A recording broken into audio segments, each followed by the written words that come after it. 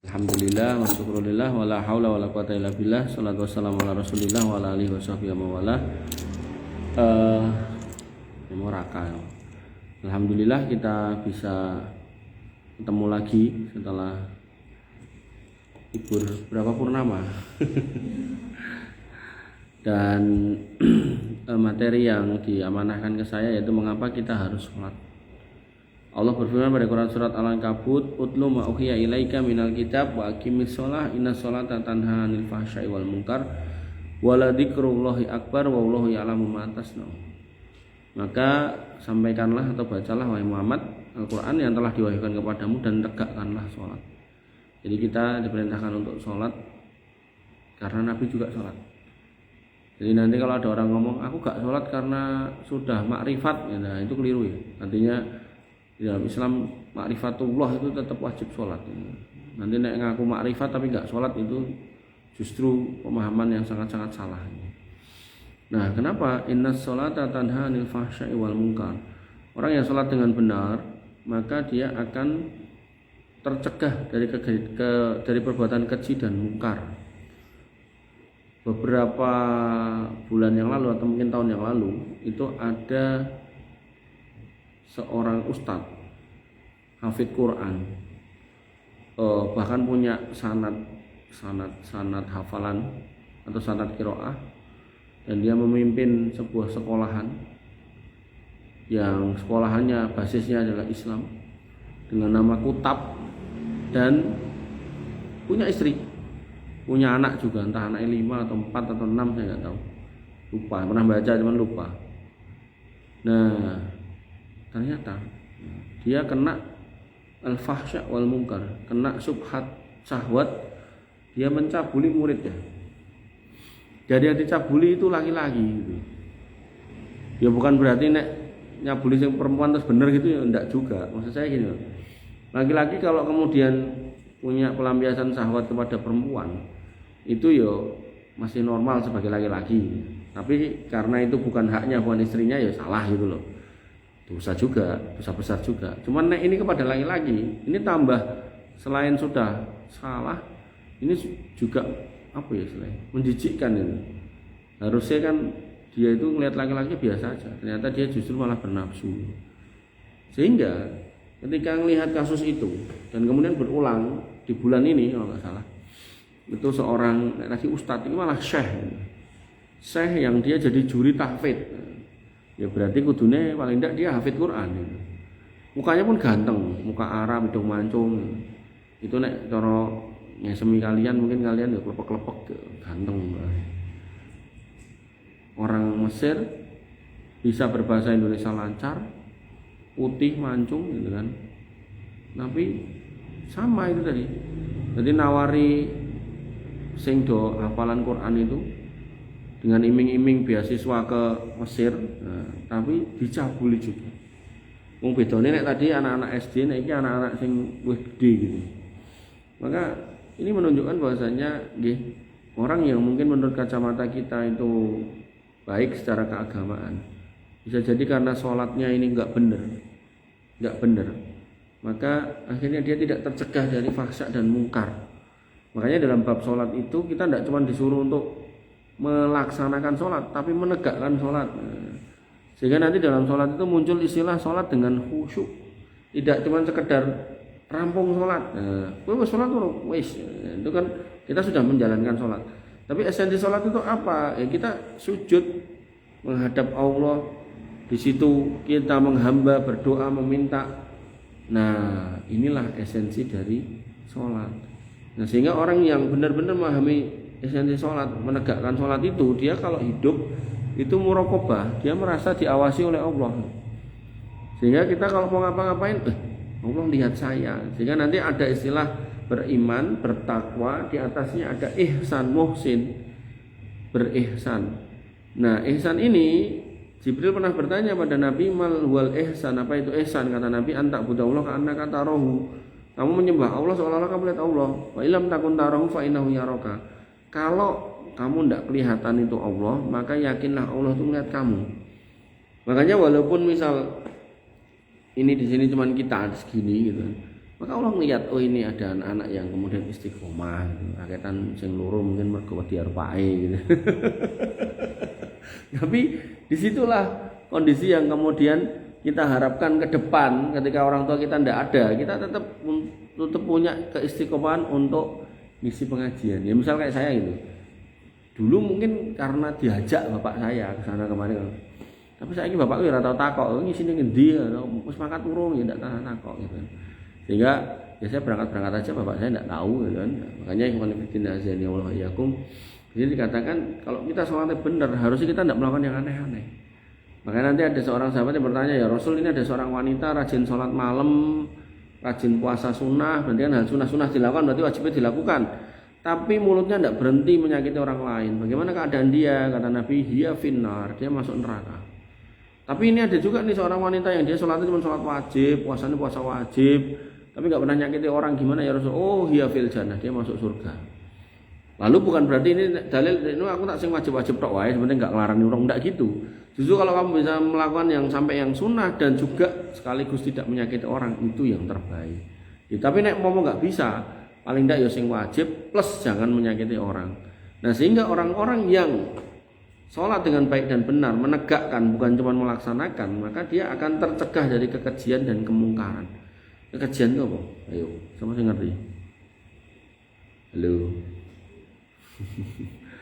Jadi kekejian itu sesuatu hal kemaksiatan yang berpulangnya kepada kita tok. Kita atau orang yang membersamai kita.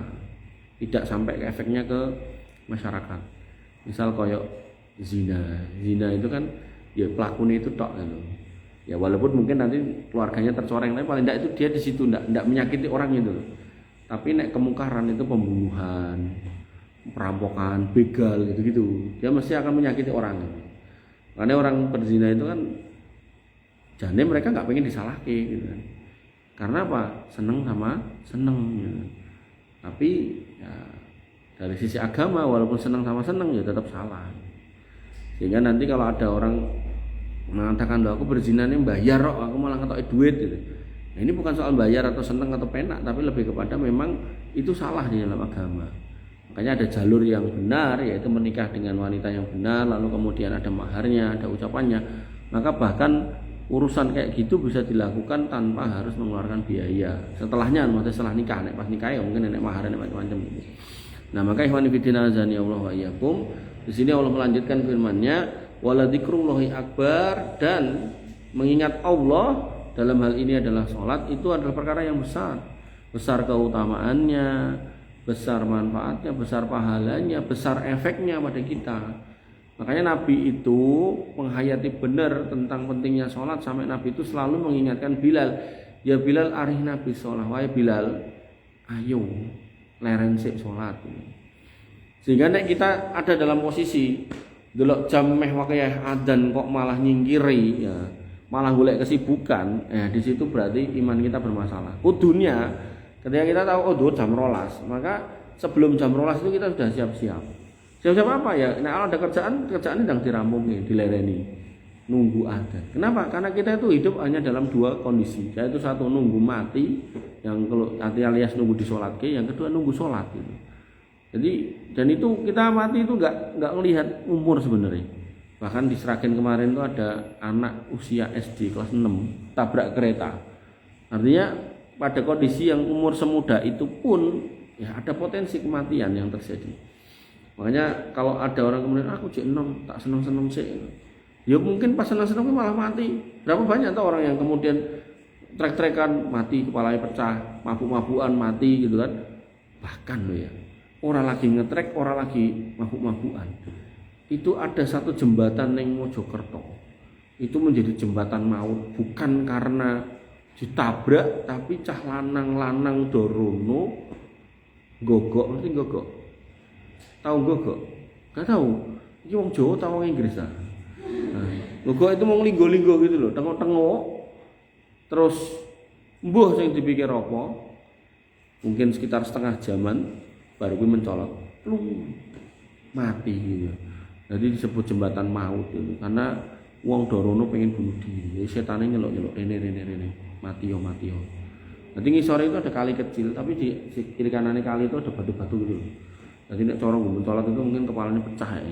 Lanang-lanang loro dan mereka berdua itu selisih 40 hari kurang ya.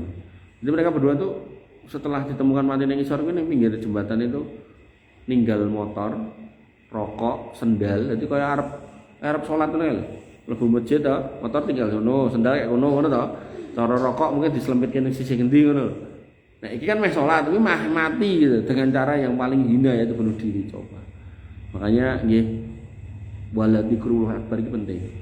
Jadi jangan memikirkan dunia terlalu abot sehingga kamu tidak sanggup, akhirnya itu yang terjadi. Maka berpikirlah tentang Allah, mengingatlah tentang Allah, zikirlah kepada Allah, wabil khusus sholat dilakoni dengan penuh semangat, senang gitu. Tadi itu bayanganku cara nemen kuwi enek. Jadi bener-bener iki tak dunungke iki lho salat. Salat ki ora soal diarepake, tapi memang bener-bener itu kebutuhan kita. Kaya nek kamu lapar lho. Kamu lapar apa dadak ngenteni bapakmu ngkon makan? Ora to golek mangan dhewe to. Meneh apa ujiah iki mesti mangane akeh. Ya, maka manifidina azani Allah wa yakum. Jadi ketika kita kemudian tadi urusan makan aja kita golek dhewe. Bahkan mungkin pas ngingok ning omah, ngene tok akhirnya golek entah apa gitu kan. Iya apa? Seblak apa? Seblak. Ya apa mbok tuku sate apa? Apa? Oh, bakso bakar. Aku ora njaluk cuman penasaran. Kok waduh kaya sate apa ki? Sate keong. Sate keong sawah kuwi lho gitu.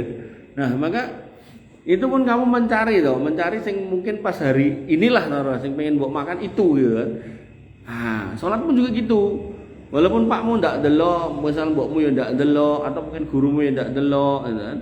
Kayak sholat lah gitu. Dimanapun, di sekolah, di misalnya kamu ngantor di kantor, di rumah gitu kan. Nanti tidak usah kalau itu sampai terjadi sama kita ibadah karena didelok orang.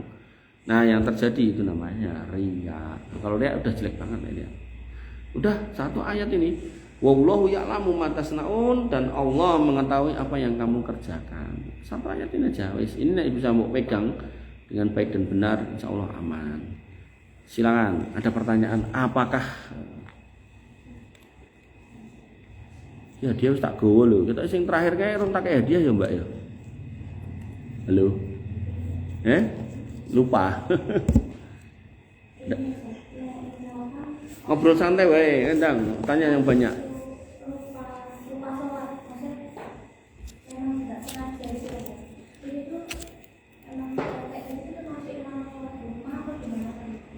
Lupa belum sholat.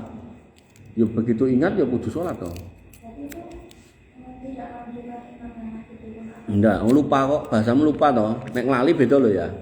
Nanti nek lupa itu dalam sebuah hadis itu dikatakan Allah itu mengangkat dari umatku, mengampuni dari umatku al khata' wa nisyan wa ikrah, yaitu kesalahan, luput, keliru, pengennya bener neng keliru, kemudian yang kedua lupa, kemudian yang ketiga dipaksa, wa mastukrihu alaih, dan dipaksa. Orang nggak mau mabuk, dipaksa, kan ramentem tak ajar gitu. Akhirnya dia minum gitu kan, terpaksa nggak apa-apa. Termasuk lupa dalam sholat, misalnya ya kamu mungkin habis dari kampus capek, delok jame, jam 11 gitu kan, ya jane meh dhuwur tapi ngantuk biar kan ra iso menahan, akhirnya tidur. Bangun maghrib, berarti ngelewati asar toh, dhuwur ya urung gitu kan. Malah masuk maghrib, udah langsung sholat dhuwur, asar, maghrib gitu. Kalau tidak bertepatan dengan berjamaah, maka diurutkan dari yang ditinggal. Tapi nek misal pas bangun adzan terus kamu apa ya, masjidnya cedak, terus pengen ke masjid, ya berarti sholat maghrib. Lah tadi mikir wis aku nang masjid, engko karo nunggu imam tak sholat zuhur asar, engko lagi melu jamaah. Tekan gini ternyata imamnya sudah mulai gitu kan. Ya maka sholat maghrib bareng imam, lalu begitu selesai zuhur terus asar gitu. Jangan dibalik, maghrib asar terus zuhur. Jadi maghrib kita dahulukan karena imamnya sudah mulai gitu. Tapi nek sholatmu di rumah pas bangun itu ngilir itu setengah pitu, berarti kan maghrib ning kene ya rampung gitu, terus kamu di rumah gitu kan, ya sudah diurut ke zuhur, asar, maghrib.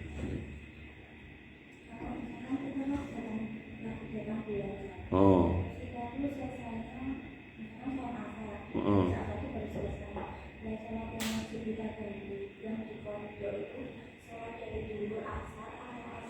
Ye. Baik. Yang dikodok adalah yang masih masuk waktunya untuk jamak. Berarti apa? Duhur asar. Sama misal dulu waktu pas mulai kan kadang ada misal wis duhur terus kowe kusik gitu toh. Akhirnya jam 1:30 orang sholat duhur. Pas mau sholat keluarlah itu darah haid, ya kan? Nah, maka itu duhur itu terhutang. Sehingga nanti kalau kamu mau pas suci, misal suci ini tadi asar toh, yo gendang ngadus, ojo kosak-kosik juga. Begitu sudah selesai, duhur yang terhutang tambah duhur yang terakhir itu plus asarnya gitu. Itu. Tapi nek sudah masuk maghrib, duhur asar lupakan, karena sudah masuk maghrib gitu. Oke. Kalau ngomongkan perbedaan pendapat ya mungkin ada, pasti ada. Cuman kan dalam perbedaan pendapat kan kita memilih yang kita yakini rojih gitu loh. Gitu. Ya nek kamu pengen penasaran perbedaan pendapatnya kamu ya saya aja, nanti coba tak carikan perbedaan pendapatnya apa aja, yang rojih yang mana. Nek saya selama ini sih pegangan saya kalau ditanya anak istri dan jamaah yang putri-putri itu saya pegangan itu. Artinya mungkin dari beberapa kali saya baca tuh saya ngambil pilihan iki sing kuat gitu. Soalnya aku orang alami gitu. Jadi suruh jelasin haid saya pinter, cuman ya tadi itu saya sendiri pun belum pernah lihat darah haid. Jadi misalnya contoh, kapan dikatakan haidmu itu selesai? Ayo, jawab, ngaco, apa sing wani?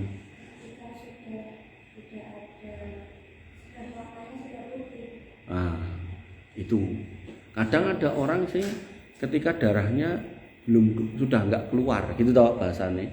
Nah begitu sholat metu meneh gitu kan, salah. Yang benar ketika darahnya putih. Nah pertanyaan berikutnya ya tak pateni wae ya iki anane.